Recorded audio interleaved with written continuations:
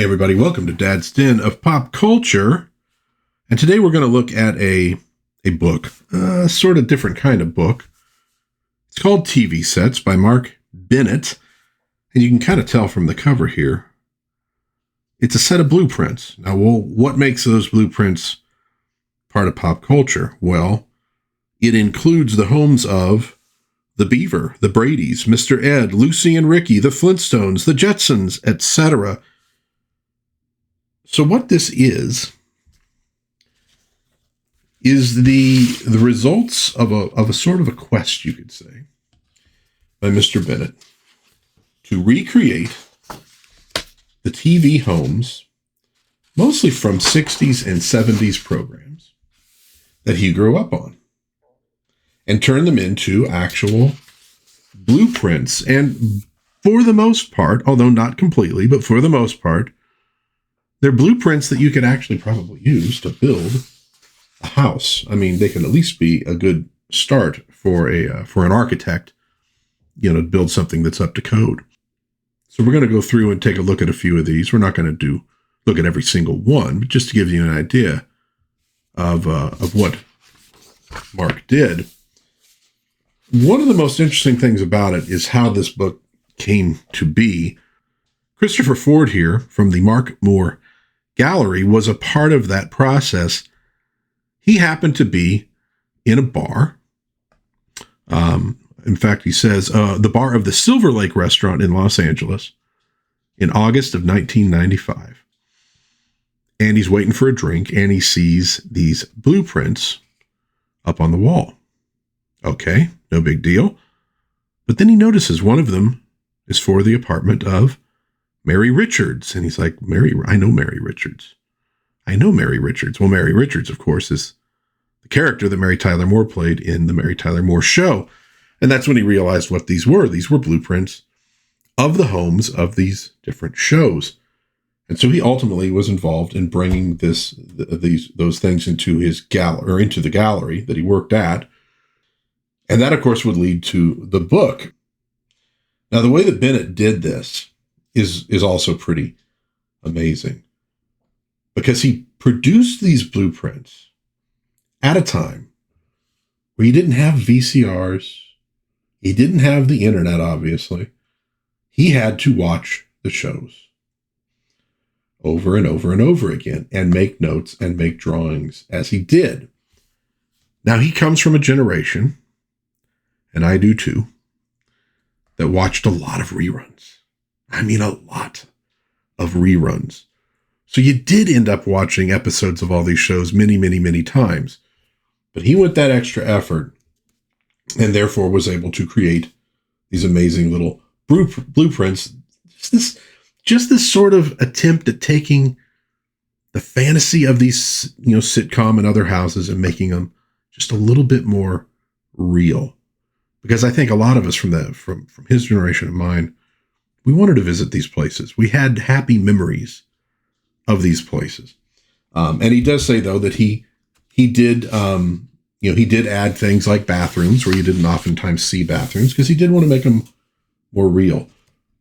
He starts, and this I think was a show that was especially important to him, with Ward and June Cleaver's Grant Avenue house. Now, if you know your Leave It to Beaver, you know that the Cleavers would at some point move to a new home. And in fact, that's because they moved to a new network as well. But this gives you an idea of what he is doing with these things. So you can see here, home of Ward and June Cleaver, 513 Grant Avenue, Mayfield. All right. It's like a real blueprint. And then you get a lot of these elements that we all knew pretty well from watching the shows. So we start with the foyer, and then we got the living room, and we get little notes here like, so we have like the phone jack here for phone number KL54763. He did keep track of the made up phone numbers that people had. We got a den over here, often with kind of an odd shape there. Window seat, there's the reading area, etc. So there are going to be little notes on these things. For example, here's Ward's chair. specifically. I remember on the one for Archie Bunker's house, he points out this is where that sort of leopard sculpture would be on top of the TV. So you get those little additions. And here would be the upstairs with what do we have? Ward and June's room there, and the boys' room there, and the guest room, etc. So you get the idea of what he's doing with these things. Copious notes, recreating little bits of reality. Here's Ward's 58 Ford Fairlane in the driveway, that kind of thing. So we go through, and then, of course, we have the Pine Street house as well. We skip a few, we will find ourselves at Wilbur and Carol Post's house at 17230 Valley Road in Los Angeles, a horse lover's paradise. And why is that important? That's because Wilbur Post was the owner of Mr. Ed. So again, you have that sweeping driveway, the two cars in the parking lot, the Studebaker being one of them. We have the stable here, of course, that is half turned into Wilbur's office so he can hang out with Ed over the course of the day. Here's the second floor. Very small house. One thing you notice with a lot of these, because even though he tried to make them livable, so to speak, they are designed for TV. You always have a good entryway, right? Because you need to do shots in the entryway, people coming to visit, people at the door. You get a lot of that in sitcoms. So you got to have an entryway for sure. Usually the stairs right next to it, visual interest. And then you typically have these rather large rooms, usually much bigger living rooms on these shows than you probably got back in the day. In reality, nowadays, you have those big open floor plans. They didn't really do that much, but you did on TV because it was more convenient for what they were doing. And here you can actually get a little bit of a close-up of the den. So here's Mr. Ed's stable on this side. There's the door in, TV over here. There's that couch that sometimes Wilbur has to sleep on because he's in trouble with Carol because of the shenanigans involving Ed. Shelf. Here's the desk that he works on. I believe he was an architect.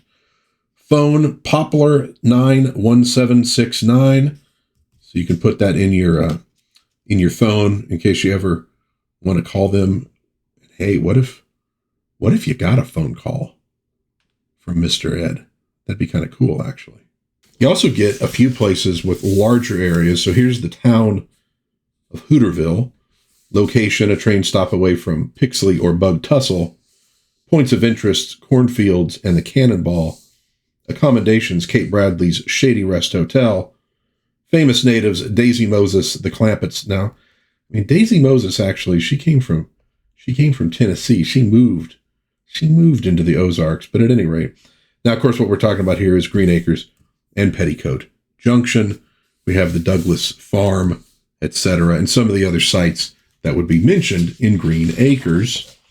And then on the next page, you have the very odd home of Oliver and Lisa Douglas. And of course, if you've ever seen Green Acres, you know what it looked like. But here you get the actual blueprint. Now, initially, it would have been a much smaller bedroom because we know in the first season, the bedroom gets expanded by the Monroe brothers, Ralph and Alf. And so initially, when they had the bed in there, you had to climb over the bed to get to the other side of it. Now, if you look at it, though, it gives you a very oddly shaped home. It gives you a farmhouse that would have been, and generally speaking, farmhouses back in the day would have been pretty square because that's just a lot easier to work with when you're building something. It's cheaper, etc. But of course, again, this is TV, so it's going to look a little bit different. And we have designations here for the leopard couch. There's the kitchen, the hole in the floor that Oliver made at one point. Get the idea. Here's the barn out here. The tractor that never worked. The Lincoln Continental convertible that they used to drive around in. Green Acres being probably one of the greatest comedies ever made. Hands down. Weird, wonderful, beautiful thing. And then we got, again, to go a little bit larger, we have the town of Mayberry from the Andy Griffith Show. So all that stuff's drawn out, at least to the way that it seems like it might have worked based on watching the TV shows.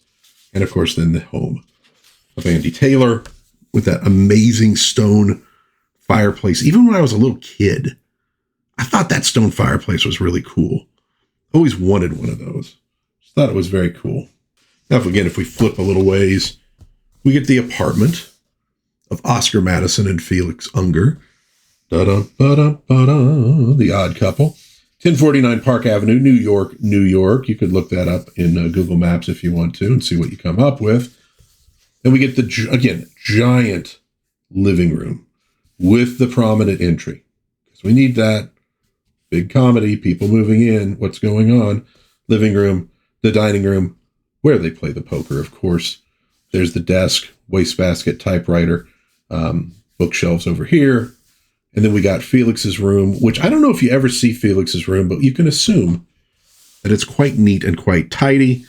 The kitchen right next to everything. And there's Oscar's room, which was always a complete disaster area.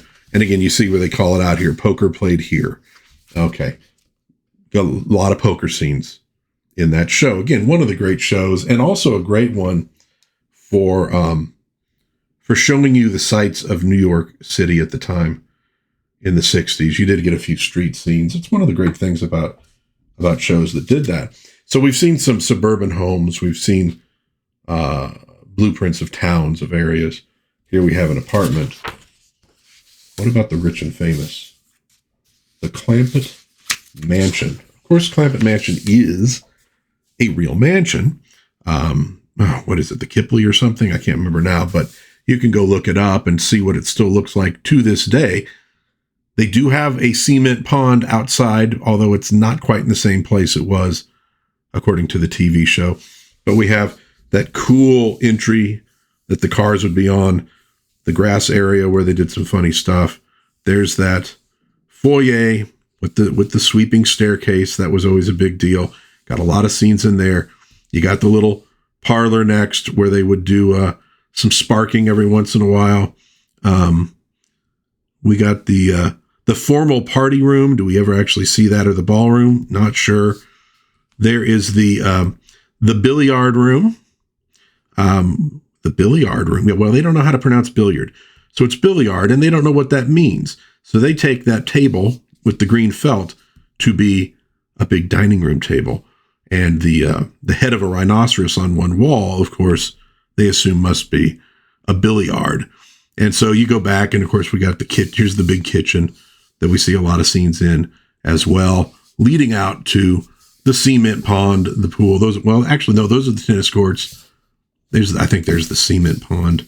And then we get the second story as well, which you don't see much of on there. Again, related to Green Acres and Petticoat Junction, and one of the best shows ever made, in my opinion, especially the earlier seasons when it was in black and white, top tier stuff, fish out of water, but really about the way that, even though it's funny that the Clampetts don't know all this modern stuff, modern according to the 1960s, the people in Beverly Hills have a lot that they can learn from the Clampetts.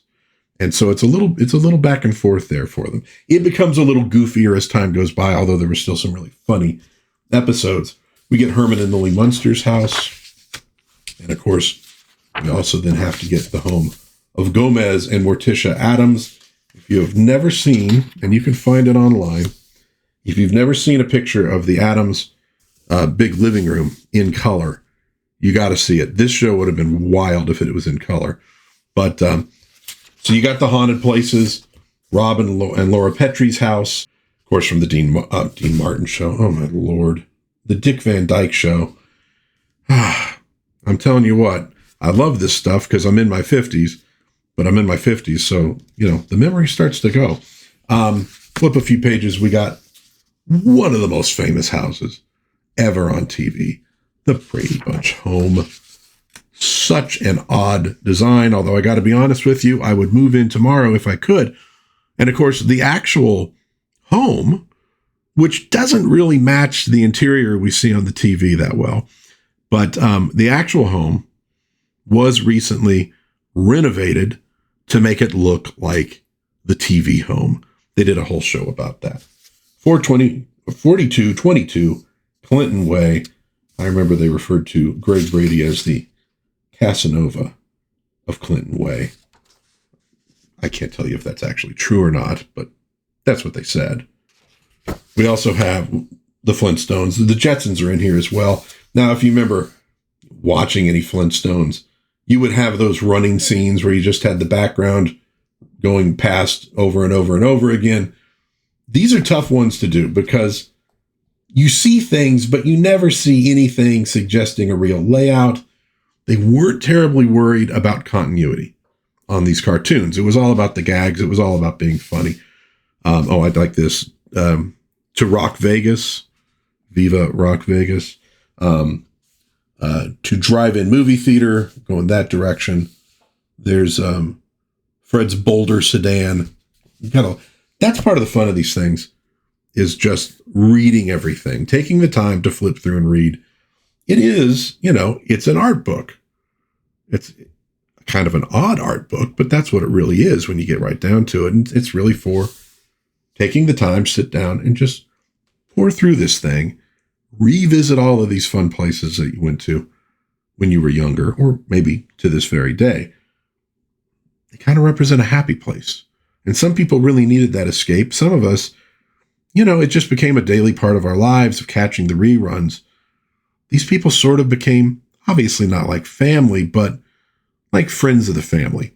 You knew them because you saw them so often, over and over and over again. So, when you get Fred, when you get Aunt Clara from Bewitched, etc., it's kind of like you're seeing an old friend. And there's a great deal of comfort in there. So it's nostalgia, but it's maybe a little bit more than nostalgia. I think you also have a tendency, and there's All in the Family, if you enjoy a lot of screaming. But there's the nostalgia element, but it's not just nostalgia for the TV shows of the time. I think for some of us who are older, we connect those shows with the things that were happening in our lives when we were watching them. Now, it's not in this book, but I watched a lot of Friends back in the day, and it kind of reminds me of that period of my life when I was, in college or, just coming out of college, etc. Didn't have a kid yet, getting married, things like that. Now, later on, I remember watching Friends. My daughter was getting a little bit older. She's walking. She's starting to talk. She's starting to understand words. And I remember sitting in a chair watching Friends and all of a sudden going, wow, they talk about sex a lot on this show. Maybe shouldn't have this on now when the kid's around, because she's going to start understanding some of it. So I know a lot of people are down on nostalgia and things of that nature, but, you see some of the people, you see the clothes they're wearing. You see the decor in the houses. Here we have Gidget's house, very cool house. And it takes you back. It reminds you of your aunts and uncles from back then. It reminds you when people looked like that, when people talked like that, when people acted like that. So it's not just nostalgia for the TV shows themselves. It feeds nostalgia for, those days of your life. I sound like I'm doing a soap opera. But I don't think that's a bad thing. Here's Flipper's house. And of course, we do have, here's Mary Richards' apartment. One of the cool, I guess it is just that page, because it was a rather small apartment, but one of the coolest apartments you'd ever see. I know it became a huge deal for a lot of women at that time, that they saw her living on her own in that cool apartment, and they're like, man, that's what I want to do. That's what I want to try in my life. And there's the apartment, the basement apartment of Laverne and Shirley. And go a little bit further here. We have the Jupiter 2. So we get a little science fiction. Don't get the Enterprise, but then Franz Joseph handled that for us. And we'll sort of finish up here with Gilligan's Island. I remember when that started in reruns. I was young enough that I didn't really understand the concept of reruns. It was just TV. So I didn't realize Gilligan's Island was like I don't know, a decade old when I was watching it when I was a kid. It was just Gilligan's Island, you know. Again, there's a timeless element to some of these things. But we get the whole thing here with, let's see, there's the exercise, sunbathing. There's where they have the huts, beach, the lagoon. Oh, there's the stage where they do put on their little plays once in a while. Remains of the SS Minnow are over here on this beach. There's the dormant volcano. Very handy. With Gilligan's Island, you had to have a little bit of everything to tell all the very silly stories. Oh, and I guess, I said I'd end on that one, but maybe we'll end instead on MASH. Maybe the biggest show, honestly, that there ever was. I mean, if you look at the numbers for how many people watched that finale, pretty darn incredible. And again, these shows were a touchstone back then, more so than they are today, because you have so many different things, not just cable and satellite, not just streaming, but you just have so many different things that draw people's attention away. But in the old days, you had a few networks, maybe a local station. And so we all were watching the same things, and we were all talking about them, the next day at school, the next day at work. So there you have it, folks. A quick look through Mark Bennett's TV sets, published in 2000. You can probably find it out there if you take a little bit of a look, but I'm sure it's something you're going to probably have to find in used bookstores. But if you have a love for the TV shows of the 60s and 70s, and you got that little itch that, these places they're almost real. They're almost real to you. You've been there so many times. Maybe this makes it just a little bit more real. And if you got the money and you got a big lot, well then, hey, maybe you could spend your money and you could build the, there's the post's house again. Well, you probably can't build the town of Mayberry, but maybe you can build the Ricardo's Connecticut home, which is also, frankly, a very oddly shaped house. I would love to see some of these made. And I believe Bennett at one point had a dream of building a home community where the model homes would all be based on these designs. And I'd like to go there too. So there you go, folks. Mark Bennett's TV sets from the year 2000. Let me know what you think in the comments. If you have any questions, I'd be happy to answer them there if I can. If you enjoyed the video, please give it a like. Maybe subscribe, maybe share with a friend. We do all sorts of pop culture in the den here. But until next time, God bless everybody. Please be kind to one another. Have a little bit of fun out there. And I will see you hopefully again soon in Dad's Den of Pop Culture. Bye-bye.